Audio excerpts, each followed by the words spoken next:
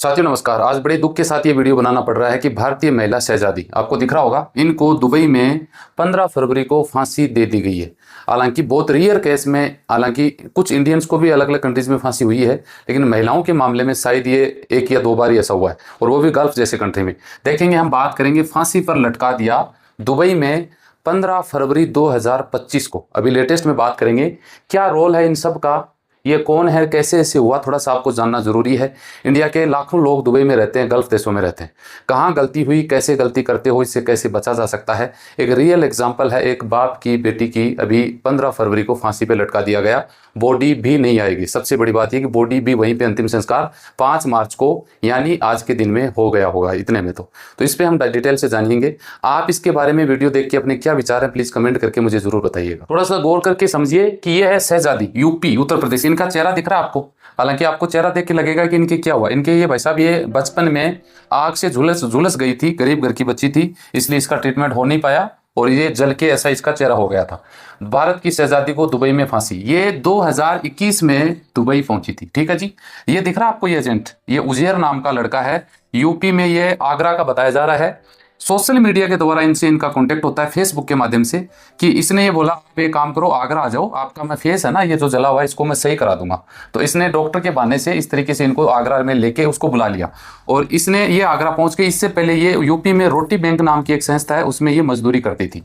ये उजेर, आपको पता है भाई साहब, एजेंट, ये था एजेंट दलाल दल्ले, जिसको मेरी इनसे कभी बनती नहीं है, आप सबको पता होगा, मैं इनके बारे में बताता रहता हूँ। ये एजेंट था, इसने इसको सपने दिखा के बोला तू दुबई चले जा, तुझे इतने पैसे वगैरह मिल जाएंगे। तो इसने अपने फादर को झूठ बोला कि मैं, मेरी संस्था है, उसी एनजीओ के माध्यम से दुबई जा रहा हूँ, वहां पे उसका काम है। तो इसने क्या किया, ये दिख रहे हैं आपको, ये 2 कपल हैं यूपी दुबई के, शेख जिसको बोलते हैं, इसका नाम फैज है और इसका नाम नादिया है। ये दोनों इनको लेके जाते हैं अपने घर में और अपने घर में रख लेते हैं नौकरानी के काम पे तौर पे। ये इसके एक बच्चा था जिसकी मैं आपको फोटो दिखाऊंगा। ये जो बच्चा दिख रहा है ये मात्र 4 महीने का बच्चा था। इसकी देखभाल के लिए इसको इन्होंने रख लिया था। ठीक है जी, अब इसने क्या किया, इसने बड़ा सपना दिखा दिया, दुबई में तुझे ये पैसा मिलेगा, इतनी सैलरी मिलेगी। ये चली गई, गरीब घर की थी, ठीक है, सभी जाते हैं, अच्छी बात है। बहुत सारी लड़कियां जो यूएई में काम करती हैं, ये इनको टॉर्चर करते थे, मारते थे, पीटते थे, समय पे तनख्वाह नहीं देना, बहुत सारी प्रॉब्लम इसके साथ थी, खाना वगैरह नहीं देना। इसने बहुत सारी कोशिश करी कि मैं यहाँ से दुबई से निकल जाऊं, लेकिन ये निकल नहीं पाई। अचानक इसमें हुआ क्या, 7 दिसंबर 2022 को इसके लड़के के वैक्सीन लगाई गई थी, जो रेगुलर वैक्सीन लगती थी। ये इसने बताया था कि इनका बेटा हमेशा बीमार रहता है, जो 4 ही महीने का था। उसी दिन, जिस दिन वैक्सीन लगाई, वो बच्चा मर गया। मरने के बाद, मरा कब था, 7 दिसंबर 2022। गौर से सुनने की बात है, इसमें कुछ डाउट क्लियर करूंगा मैं कि इसके साथ कहीं साजिश तो नहीं हुई है। हॉस्पिटल में बच्चे को लेके जाया गया, बच्चे को ये बोला गया, बच्चे के डॉक्टर ने बच्चे के लिए, कि इनका पोस्टमार्टम किया जाए ताकि पता लगा सके कि इसकी मौत कैसी हुई है। उन्होंने मना कर दिया इन दोनों ने कि हमें बच्चे का पोस्टमार्टम नहीं करवाना है, हमें घर लेके जाना है। वो घर लेके चले गए, उनका अंतिम संस्कार कर दिया, जैसे भी होता है, कब्र में दफनाया गया। आप यकीन नहीं करोगे, 7 दिसंबर की घटना 2022, ऐसा फरवरी 2023 में, आप ये समझो कि लगभग 3 महीने के बाद में इन दोनों ने इनके ऊपर आरोप लगाया कि इन्होंने मेरे बच्चे को मार दिया और एफआईआर दर्ज करवा दी। पुलिस को कुछ एविडेंस दिए गए, एक वीडियो रिकॉर्डिंग दी गई कि ये वीडियो रिकॉर्डिंग है जिसमें ये कबूल कर रही है कि मैंने ही बच्चे को मारा है। पुलिस ने वो रिकॉर्डिंग देखी, वीडियो देखा और इसको गिरफ्तार करके जेल में डाल दिया गया। 2 साल लगातार ये जेल में रही। कोर्ट ने उनको, आपको यकीन होगा, फांसी की सजा सुना दी। सुप्रीम कोर्ट में अपील की गई, वहां पर भी उसकी सजा को बरकरार रखा गया। इन्होंने ये बोला है कि मैंने इंडियन एम्बेसी को एक लेटर लिखा था, लेटर मेरी कोई सुनवाई नहीं हुई। हो सकता है एम्बेसी के पास लेटर पहुंचा नहीं होगा, कुछ भी रीजन रहा होगा। आप यकीन करिए, 15 फरवरी को इनको फांसी दी गई। 28 फरवरी को भारत सरकार को पता लगा, दुबई की सरकार के द्वारा इंडियन एम्बेसी को बताया गया कि हमने उनको फांसी दे दी है। 15 फरवरी को, 28 फरवरी को बताया गया।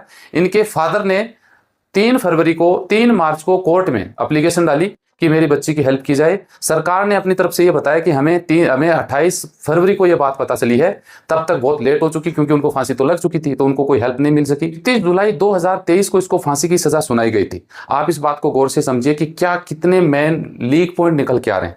फर्स्ट टाइम तो देखो, इनको पुलिस ने पकड़ा, तब से इनका, हो सकता है इनके फादर थे बेचारे, सीधे साधे थे, उनको नॉलेज नहीं था। मतलब क्या होता है भाई साहब, कोई फंस जाता है ना, पीछे कोई पैरवी करने वाला होता है ना, तो उसमें मजबूती से खड़े होते हैं। तो इंडियन एम्बेसी भी हेल्प करती है, एडवोकेट भी किए जा सकते हैं, इसमें हेल्प हो सकती थी।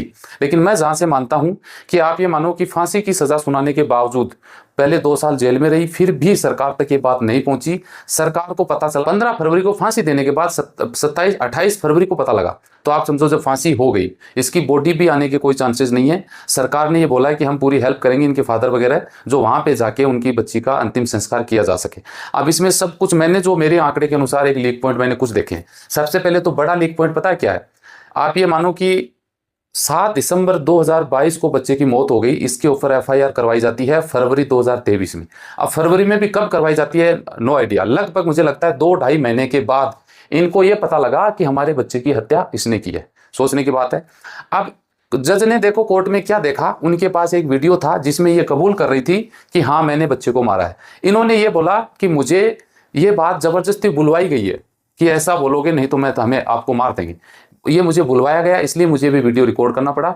उसी वीडियो के आधार पे जज साहब ने दुबई में इनको फांसी की सजा सुना दी और लटका भी दिया गया। आप क्या सोचते हैं भारत में ऐसा होता? अच्छी बात है, गल्फ कंट्रीज हैं, कानून अच्छे हैं, लेकिन इंडिया में आपको मौके ज्यादा मिल जाते हैं। आपने देखा होगा मर्डर किए हुए लोग 10-10 साल पड़े रहते हैं।